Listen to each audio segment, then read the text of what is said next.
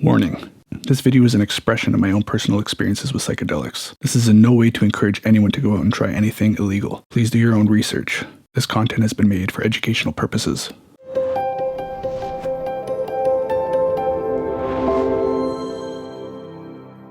Hello and welcome to Non-Dual Therapy.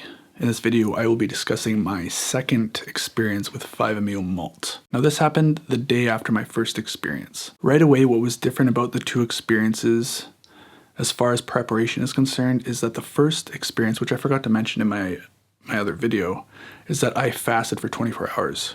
I believe that corresponded with a nice, easy, smooth experience, whereas the second one I had quite a large lunch.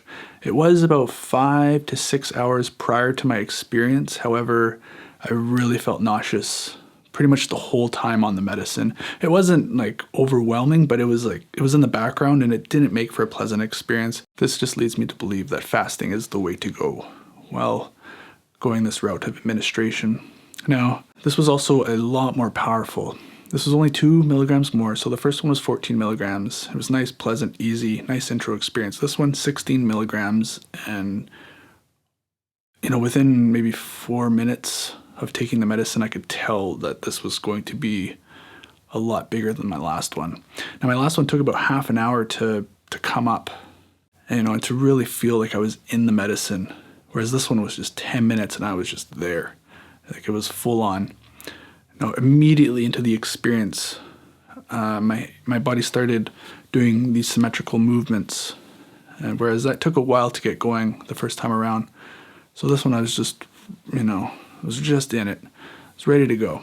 I was able to get up and go to the washroom during this experience. However, I was pretty nauseous. After I went to the washroom, I stood over the toilet and I was waiting because I thought maybe I would throw up, and I was really salivating. And that's usually the sign that something's coming up, but it just didn't come up. So I went back, laid back down, and I went through my experience. But that's just something to take note of. Just looking back on my experience, this is about 3 days ago now from the time of filming this, but it feels like I spent the most of my trip crying. And I'm not saying that was a bad thing. I'm there to heal, to get it out, just to release it, work through the pain, and just let it all out. So that's perfectly fine. I've spent many hours crying on psychedelics, so it's nothing new to me. But it's just an interesting contrast from the first experience where it's just happiness and joy and love, and this was like really getting in there and doing some real work. So as I was crying, I would ask myself if this crying is actually benefiting me in some way. Or am I just playing games with myself? Is the ego able to produce tears that is kind of taking me away from just the present moment? And, that is the game that the ego was playing, is by asking the question, it would take me out of the healing, and then I would catch it, and then I'd be like, no, this is then I would just have to go through the layers of how energy works and how it's processed and how it gets excreted from the body. And crying is a way to alleviate this. So then I would go back in, and after that I would go back into the pain. And then I would just let it flow, and I'd just go right back to where I was before the question. I'd cry for a bit, and then the ego would come in and say, yeah, but is it sure? Are you sure you're actually doing it right? And so it was this game that was being played where the ego was using itself as a distracting tool. So it's so sneaky. It's so sneaky. Another thing that was happening is I'd be lying on the mat and I'd be staring up at the ceiling, or I'd sit up and I'd be looking straight ahead, and sometimes my eyes would go fuzzy. Or not my eyes, my vision would go fuzzy. Everything would kind of, and nothing to do with psychedelics. You could do this anytime. Kind of looking at a magic eye where your eyes kind of go fuzzy a little bit. It's kind of like that. But that was just the start of being taken out of the present moment. Whereas on weed, when that happens, I'm usually in some loop and I'm going through infinity until I realize it. And then I'm shot back to my room where I am. But here it was the room was just starting to disappear. I was just starting to go into the recesses of my mind, but I would catch it. And then I would, instead of it being blurry, I would just bring it back into focus, and I was right there. So I was able to catch it. And so with that being said, the experience overall is really focused on being present. Just keep focused. Just focus. Don't lose focus. Just keep your focus. There was a moment on the medicine where I could see Martin Ball. I've talked about him a lot on this channel. He's a big inspiration to me in this channel, at this work. And I'm just so thankful that he exists. And I was I could see him kind of, like I'm still in the room. There's not that many visuals, but I could like kind of see him in my mind. And I'm just like pouring my love to him and like thanking him for everything that he's done to help me. This is in the experience. And then the love was being poured into him. But then while that was happening, it was like creating like a bridge to him and myself. And then once that bridge was connected, we just like merged together. And it was like a unitary thing. And all I was doing was just loving myself. Like I'm like Josh is sending Martin love. However, it's just God loving God. It's just like in love with itself completely and whole. And I was really overwhelmed with a sense of love. Yeah, it's really, that part was really positive. And it all is, but that was, I guess I should say, it was easier than the other parts. So this was a somewhat challenging experience. I would consider this to be the equivalent of like a good ayahuasca experience. If you've ever tried ayahuasca, it's like psilocybin mushrooms with an MAOI. Like doing 5 grams of mushrooms, it's a good experience, but MAOI added into it just makes it just a whole nother level. And that's what this experience felt like. It was the equivalent of like the strength of that. So then from there, I moved on to my breathing exercise that I've been talking about a lot lately. And this is really exciting. So I did it the day before on my medicine, and it really felt like, it really confirmed to me that I was doing it right. So if you want to check that out, I got a video about this breathing technique. And this was like taking that power and ramping it up. Something that happened during the breathing is, like I do this breathing sober. I do it every morning, and I'm able to produce a non-dual experience. And at the end of the breathing session, the non-dual experience is me doing these symmetrical movements. The body's rolling up and down, and it's the hands are moving, the legs are moving, and everything's symmetrical. As I'm flowing, I'm in the flow with reality. What happened with this time is by the second round, my hands were already flowing, where usually it happens at the very end. And since then, like this was a few days ago, and since then when I do my breathing in the morning, the hands are flowing a lot earlier. Yeah, it's like I'm unlocking it as I'm going. Where what happens on the medicine, I kind of get to keep it, like some of it. I'm unlocking parts of it. But this other thing that happened is that my hands, as I'm going through this breathing session, like I mentioned in my first video, that my hands were super tingly. So if you've ever done Wim Hof, you notice that your hands get tingly. You kind of just got to shake it out. But this is just like something else. So it was super tingly the first time I did it. And this time when I finished my breathing exercise, I cannot underestimate how much it felt like I was holding fireballs in my hand.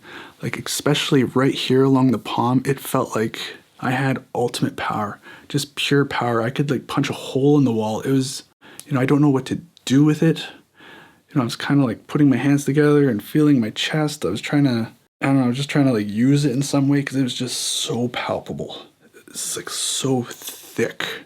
Yeah, but to get to that point though, in the second round of the breathing, it really felt like I really had to push through barriers because the mind would come in and be like, oh, this is not good.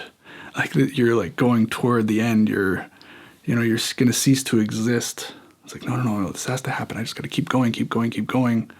So there's like little layers along the way that keeps getting broken down. Another note that I discovered is that during the experience, so it's just like Wim Hof, I do 30 breaths, then I exhale all the way, and then there's this big inhale for 20 seconds, and that's usually Wim Hof. But on this medicine, it seemed to produce the hands where they're just holding fireballs. There was this giant rush of energy to my head right before the exhale, where I exhale completely all the way down to nothing. So it's like at each end of my spine, I'm causing this giant explosion of energy. It's a giant concentration of energy at the top, and then it's all released out through the bottom. So because of just, it was so palpable, my hands, I was, it really opened up the doors like, well, what if I worked with people with this medicine? And then it was just so simply like, yes, so this is something that I could easily offer people and something that I'm willing to explore. I have no idea what would happen if I worked with somebody because this is all new. This is all new to me. I haven't found anything about this anywhere.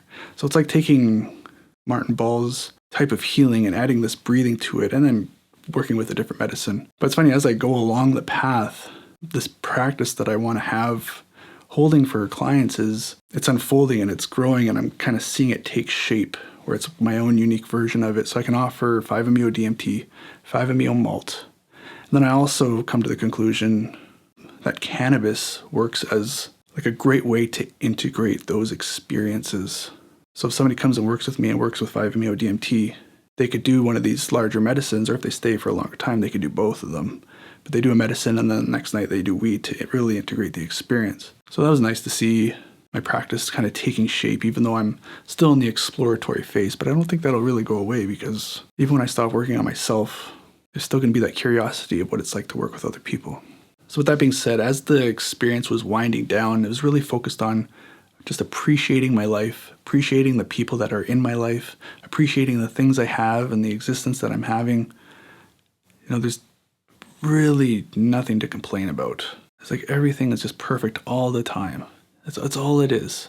So that was just kind of washing over me. Then it would wash away and then it would wash back over me. And it was really nice to end on like a somewhat gentle note as the medicine was fading away. I also came to the conclusion on the medicine that I need to focus more on my YouTube channel.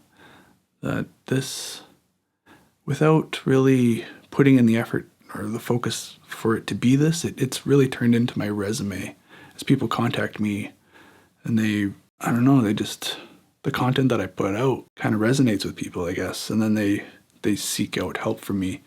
But it was never really designed for that. I was just wanting to share my experiences and help people if I could. So on the medicine, it was pretty obvious that, I just got to focus more, put more energy into this.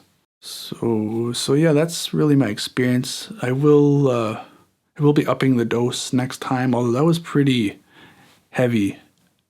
It was like I've had experiences like that before, like I said, but it was a really big jump up from my first experience, as that was like a nice intro experience. And this is like, all right, let's do some real work. So if I up the dose again, I'm assuming we're going to get into less about my own personal life and my personal desires and what I want to do with the time that I have, and more like the intricacies of how reality works.